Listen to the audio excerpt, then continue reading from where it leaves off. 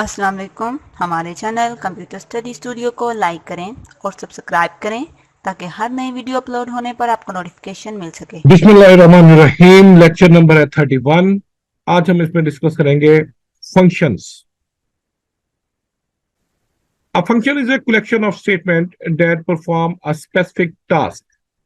Collection of statement से मुराद ये होती है कि एक से जायद स्टेटमेंट हमने लिखनी है और उन एक से जायद स्टेटमेंट को हमने एक नाम के तहत स्टोर कर लेना है और वो नाम हमारा फंक्शन कहलाता है। क्यों बनाते हैं? कहते हैं डेट परफॉर्म स्पेसिफिक टास्क, कि हमने एक मखसूस काम करना है। उस मखसूस काम करने के लिए हमने स्टेप बाय स्टेप जो स्टेटमेंट राइट करनी है, राइट करके एक नाम के तहत स्टोर कर लेनी है, वो हमारा फंक्शन कहलाएगा। A program can have many function in the program. एक प्रोग्राम है, उसमें जितनी आपको जरूरत है, एक दो आठ दस जितने फंक्शंस की आपको जरूरत है, आप अपनी जरूरत के मुताबिक बना सकते हैं। इसमें कोई लिमिट नहीं होती। आप एक प्रोग्राम है, उसमें बिल्ट इन फंक्शन भी यूज कर सकते हैं बने बनाए, और यूजर डिफाइंड फंक्शन भी यूज कर सकते हैं। Each function in the program must have a unique name. बस एक चीज आपने याद रखनी है कि जितने भी आप यूजर डिफाइंड फंक्शन बनाएंगे, इनके नाम आपने खुद देने हैं। और नाम देने के लिए रूल हमारे पास वो आइडेंटिफाई वाला ही यूज होगा, लेकिन वो कहता है कि ये नाम आपने यूनिक देने हैं। एक प्रोग्राम है, उसमें आपने 10 फंक्शन बनाए हैं, तो आप हर फंक्शन को डिफरेंट नाम देंगे, मुनफरद नाम देंगे, ताकि जिस वक्त हमें जिस फंक्शन की जरूरत होगी, हम जस्ट उसका नाम लिखेंगे। इस चीज को हम कहते होते हैं फंक्शन कॉलिंग। तो जिस फंक्शन का नाम लिखेंगे वो फंक्शन कॉल हो जाएगा और उसकी स्टेटमेंट एग्जीक्यूट होना शुरू हो जाती है। हम एक नाम से एक से जायद फंक्शन बना सकते हैं। इसके अंदर हमारे पास गुंजाइश है, वो आगे हम पढ़ेंगे भी। लेकिन वो जो एक ही नाम के एक से जायद फंक्शन बनाएंगे, उनके पैरामीटर डिफरेंट होंगे। पैरामीटर्स क्या होते हैं वो आगे इसमें हम देखते हैं। Every program in the C plus plus have at least one function known as main. अभी तक हमने जितने भी प्रोग्राम लिखे हैं सी में, तो आपने देखा कि हर प्रोग्राम में मेन का जो फंक्शन है वो लाजमी शामिल करते हैं। क्यों? हमने कहा था starting of the program, program का स्टार्ट यहां से होना है। सबसे पहले कंट्रोल यहां पे एंटर होना है, फिर प्रोग्राम चलेगा। और अगर आप किसी भी प्रोग्राम में मेन का फंक्शन नहीं लिखते थे, तो प्रोग्राम आपका एग्जीक्यूट नहीं होता था। अब program can be divided into the small block using function. Main हमारा मकसद क्या था प्रोग्राम में फंक्शन बनाने का, कि हमारे पास जो एक लॉन्ग प्रोग्राम होता है, उसको हम छोटे छोटे ब्लॉक्स के अंदर तकसीम कर लेते हैं। हर ब्लॉक को एक अलग नाम दे देते हैं, ताकि जब भी हमें जरूरत हो, हम उस ब्लॉक ऑफ कोड को जाकर आसानी से चेंज कर सकें। लाइक मेरे पास एक कैलकुलेटर का सॉफ्टवेयर है, उसके 4 बेसिक फंक्शन है, प्लस माइनस डिवाइड मल्टीप्लाई। तो मैं 4 उनके अलग अलग फंक्शन बना लेता हूं। तो जब मैंने इस प्रोग्राम को रन किया, तो फर्ज करें मेरे 3 जो फंक्शन है वो बिल्कुल एक्यूरेट है, सही चल रहे हैं। प्लस माइनस मल्टीप्लाई, डिवाइड वाला जो फंक्शन था उसका एक्यूरेट रिजल्ट नहीं आ रहा है, अनएक्सपेक्टेड सा रिजल्ट आ रहा है। तो बजाय इसके कि मैं सारे प्रोग्राम को दोबारा रीड आउट करूं, बग्स देखूं कहां पे है, अब मुझे ये पता चल गया कि मेरा जो मल्टी डिवाइड वाला फंक्शन है, डिवाइड वाला पोर्शन है, वो सही नहीं चल रहा। तो मैं डिवाइड के फंक्शन को जाकर चेक करूंगा, तो इजीली मुझे एरर मिल जाएगा, मैं आसानी से उसको करेक्ट कर लूंगा। It is easier to write the small functions instead of writing one long program. अभी हमने एग्जांपल ली इसकी कैलकुलेटर की। अगर मैं एक ही प्रोग्राम एक लंबा सा लिख लूं कैलकुलेटर बनाने का, तो किसी भी जगह पे एरर आ रहा है, कोई एक मेरे पास ऑपरेटर सही नहीं चल रहा, मुझे सारा प्रोग्राम शुरू से आखिर तक डिबग करना पड़ता है। तो बजाय मैं इसके एक लॉन्ग प्रोग्राम लिखूं, मैं अपने प्रोग्राम की लॉजिक को मुख्तलिफ हिस्सों, मुख्तलिफ ब्लॉक्स के अंदर डिवाइड कर लूंगा, और हर डिवाइड किए हुए ब्लॉक को एक नाम दूंगा जिसको मैं फंक्शन कहलाऊं। It makes the code clear and easy to understand. Code आपका क्लियर हो जाएगा। आपको पता होगा ये ब्लॉक आपने किस लिए बनाया हुआ है, इसका फंक्शन क्या है, एंड इजी टू अंडरस्टैंड, और आपको समझने में भी उसकी आसानी होगी। अभी मैंने कहा था कि अगर पूरे प्रोग्राम में एक ऑपरेटर काम नहीं कर रहा, मैं उस एक ऑपरेटर के कोड को जाकर चेक कर लूंगा, फिर मुझे पता चल जाएगा कहां पे उसका एरर है। The instruction in the functions are executed when it is called by its name. अब जिस तरह से आप एक प्रोग्राम लिखा, प्रोग्राम लिखने के बाद जब उसको हम रन करते हैं तो मेन प्रोग्राम की सबसे पहली स्टेटमेंट एग्जीक्यूट होती है, फिर दूसरी तीसरी, ये वन बाय वन उसको एग्जीक्यूट करके आपकी तमाम स्टेटमेंट को एग्जीक्यूट कर देता है। अब कहता है जो फंक्शन आपने लिखे हुए हैं, तो फंक्शंस की कब एग्जीक्यूट होंगे, जिस वक्त हम उसको उसके नाम से कॉल करेंगे। जो फंक्शन बनाएंगे, हर फंक्शन का हमने एक नाम रखा हुआ है, जब उस नाम को हम कॉल करते हैं, फंक्शन को कॉलिंग कहां पे करते हैं, मेन प्रोग्राम के अंदर कॉल करेंगे, उसकी statement one by one execute होना शुरू हो जाएंगी। कितनी स्टेटमेंट एग्जीक्यूट होंगी, जितनी हमने प्रोग्राम उस फंक्शन के अंदर लिखी होंगी। जैसे तमाम उसकी स्टेटमेंट एग्जीक्यूट हो जाएंगी तो हमारा कंट्रोल दोबारा उसी जगह पर वापस चला जाएगा जहां से हमने उस फंक्शन को कॉल किया था। The control move in the function and execute all it's statement. जिस वक्त आपने फंक्शन कॉल की, क्या हुआ, कंट्रोल मूव कर गया। फर्स्ट करें, मैंने एक एबीसी फंक्शन बनाया, तो मेरा कंट्रोल फौरी तौर पर एबीसी फंक्शन में मूव कर गया। एबीसी फंक्शन की स्टेटमेंट उसने एग्जीक्यूट करना शुरू कर दी, तमाम स्टेटमेंट एग्जीक्यूट हो गई। अब क्या होगा, जब सारी स्टेटमेंट एग्जीक्यूट हो गई, जहां से आपने कॉल किया था, दोबारा कंट्रोल वहीं पे वापस चला जाएगा और उससे वेरी नेक्स्ट स्टेटमेंट उसको वो एग्जीक्यूट कर देगा। The control then move back to the point where the function was called. जहां से हमने कॉल किया था मेन प्रोग्राम से, वहीं पे वापस चला जाएगा। Importance, a program may need to repeat the same piece of code। Function हम किस लिए बनाते हैं, हमने कोड लिखा, बार बार मुख्तलिफ जगह पे इसकी जरूरत पड़ रही है प्रोग्राम के अंदर। फर्ज करें 10 लाइनें, 10 लाइनों का मैंने कोड लिख लिया, उसको एक नाम दे दिया, फंक्शन बना लिया।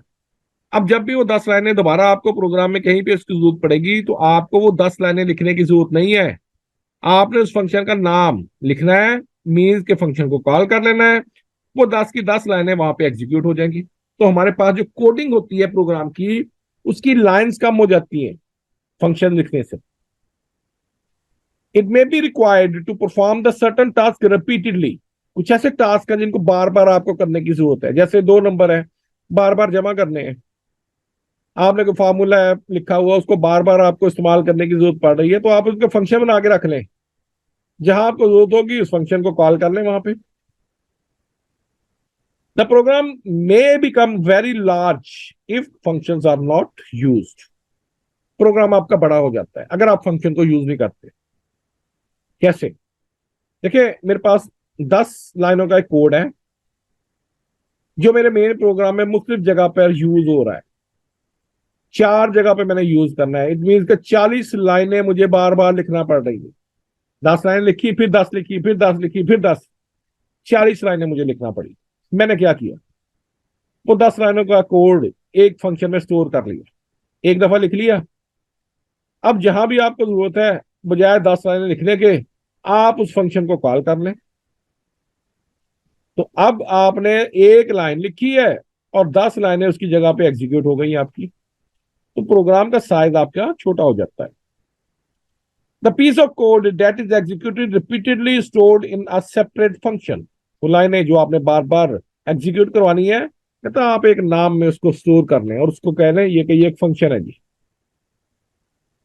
The real reason of the sine function is to divide a program into the different parts. मकसद क्या है हमारे पास इसको फंक्शन को बनाने का, कहता जी आपका जो प्रोग्राम है उसको आपने डिवाइड कर देना है छोटे छोटे पार्ट के अंदर, प्रोग्राम को समझने में आसानी हो, करेक्ट करने में आसानी हो, कोई एरर वगैरह उसको तलाश करना आसान हो। These parts of the program can be manage easily, और आप आसानी के साथ इनको फिर मैनेज कर सकते हैं, एज कंपेयर टू आप एक बड़ा लॉन्ग प्रोग्राम को 5-6 हजार लाइनों का लिखे, आप छोटा छोटा उसको डिवाइड करें, फंक्शन में लिख लें। Types of function in C++। C plus plus में दो किस्म के हमारे पास जो फंक्शन हैं वो ज्यादा यूज होते हैं, user defined functions and built in function. User defined function ऐसे फंक्शन जो हमने खुद बनाने अपनी जरूरत के मुताबिक, अपने एनवायरनमेंट के मुताबिक, और बिल्ट इन फंक्शन ये बने बनाए फंक्शन आपको मिल जाते जो सी प्लस प्लस लैंग्वेज आपको प्रोवाइड करेगी। तो हमारा main focus user defined functions के ऊपर होगा जिनको हमने खुद डिवेल्प करना है। A types of function defined by the programmer is known as user defined function। ऐसे फंक्शन जो कि प्रोग्रामर ने बनाने हैं। प्रोग्रामर कौन है? आप, मैं, हम प्रोग्रामर है जिस प्रोग्राम को राइट कर रहे हैं, लिख रहे हैं। हमने अपनी जरूरत के मुताबिक कुछ कोड लिखना है, उस कोड को एक नाम के तहत स्टोर कर लेना है और वो हमारा फंक्शन कहलाएगा। Each user defined function in a program has a unique name. ये हम पहले डिस्कस कर चुके हैं कि हर फंक्शन का नाम हम दूसरे से मुनफरिद रखेंगे जो एक प्रोग्राम के अंदर आप यूज कर रहे हैं। C++ allow the programmer to define as many functions as required। जितने जरूरत है, 5, 10, 20, 25 आप इसके अंदर बना सकते हैं अपनी जरूरत के मुताबिक। A type built-in function, a types of function that is available as a part of the language is known as built-in functions or library function। Part of language जिन्होंने C++ बनाई है, जिस वक्त आप C को इंस्टॉल करते हैं तो ये बिल्ट इन फंक्शन ऑटोमेटिक आपके कंप्यूटर पे इंस्टॉल हो जाते हैं। तो आप अपने किसी भी प्रोग्राम में इन बिल्ट इन फंक्शन को यूज कर सकते हैं, आपको इसकी कोड लिखने की जरूरत नहीं पड़ेगी। These functions are predefined in C++ and are stored in the different header file। Predefined पहले से डिफाइन कर दिया इनकी फंक्शनैलिटी क्या है, कैसे इन्होंने काम करना है। जिन्होंने सी लैंग्वेज डेवलप की है उन्होंने इसके अंदर तमाम की तमाम कोडिंग करके आपके लिए रख दिया है और उनको मुख्तलिफ हेडर फाइल के अंदर स्टोर कर दिया है। The built in functions are very reliable. Reliable क्यों होते हैं? क्योंकि ये पहले से टेस्टेड होते हैं और हमें पता होता है कि अगर हम अपने किसी प्रोग्राम के अंदर यूज करेंगे तो उसमें किसी किस्म का एरर नहीं होगा। लेकिन सिर्फ हमें पता होना चाहिए कि ये कौन सी हेडर फाइल के अंदर मौजूद है।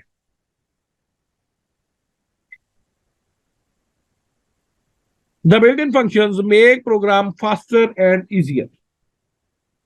बने बनाए फंक्शन किस लिए? आसानी के साथ आप अपना कोई भी काम कर सकें। रोजमर्रा जिंदगी में जो काम आपने करने हैं उनके लिए C++ वालों ने पहले से फंक्शन बना के रख दिए हैं। C++ provide the many built-in function to perform the commonly used operation। commonly आमतौर पर इस्तेमाल होते हैं, हर प्रोग्राम में आप उसको इस्तेमाल करना चाहते हैं। लाइक हमारे पास एक फंक्शन है क्लियर स्क्रीन का, हर प्रोग्राम में आपको यूज होता है, आपने स्क्रीन को क्लियर करना होता है। For example the clear screen is a built in function to clear the screen, CLR जो है। लेकिन इसकी प्रोग्रामिंग कौन सी फाइल के अंदर है? इसकी प्रोग्रामिंग होती है conio.h के अंदर।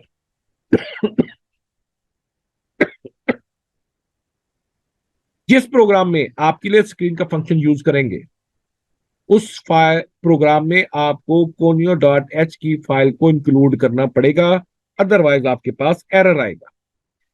It is a part of the header file conio.h। Some examples of the library functions are ABS है जी, getch फंक्शन है, log फंक्शन है, पावर का फंक्शन है और SQRT। इस तरह के बेशुमार बिल्ट इन फंक्शंस आपको मिल जाते हैं। आप अपनी जरूरत के मुताबिक किसी भी एक या एक से ज्यादा फंक्शन को इस्तेमाल कर सकते हैं। इसकी कोडिंग हमें नहीं करना पड़ती क्योंकि ये बने बनाए फंक्शन मौजूद है। सिर्फ हेडर फाइल आपने शामिल करनी है प्रोग्राम के अंदर और उस फंक्शन को आपने कॉल कर लेना है। User defined function, a user defined function consists of the following: function declarations, function definition। दो चीजें हैं आपके पास जब आपने यूजर डिफाइंड फंक्शन बनाना है। सबसे पहले फंक्शन डिक्लेरेशन, जैसे हम किसी प्रोग्राम में हमने कोई कैलकुलेशन करनी है, वेरिएबल हमने एक बनाना है, उस वेरिएबल को पहले हमें डिक्लेयर करना पड़ता है। किस लिए डिक्लेयर करते हैं? ताकि हमें पता हो कि उसकी टाइप क्या है, मेमोरी में कितनी उसकी जगह लेनी है। ये चीजें डिक्लेरेशन कहलाती है।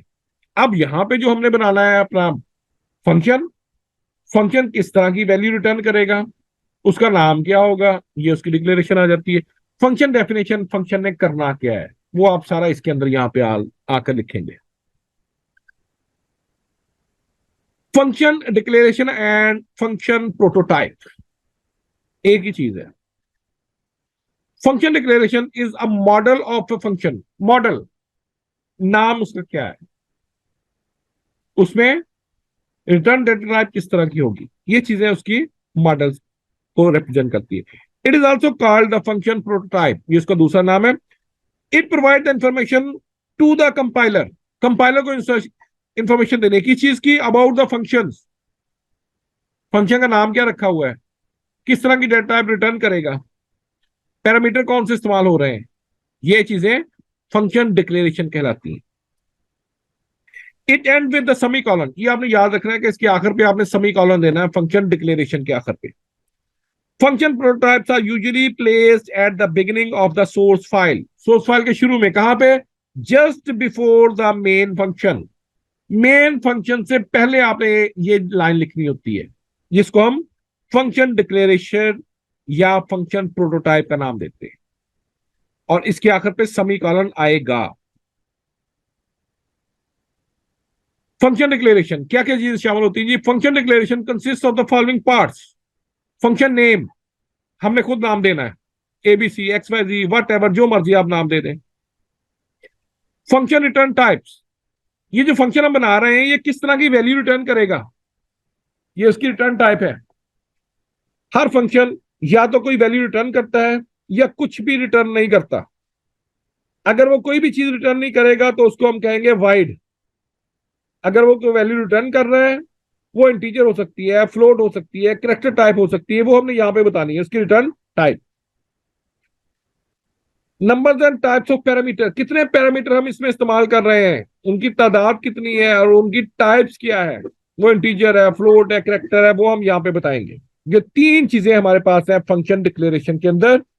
फंक्शन का नाम हमने खुद देना है, फंक्शन ने किस तरह की वैल्यू रिटर्न करनी है ये हम बताएंगे, और कितने पैरामीटर उसमें इस्तेमाल हो रहे हैं, उनकी तरतीब क्या है, वो हम यहां पे देंगे।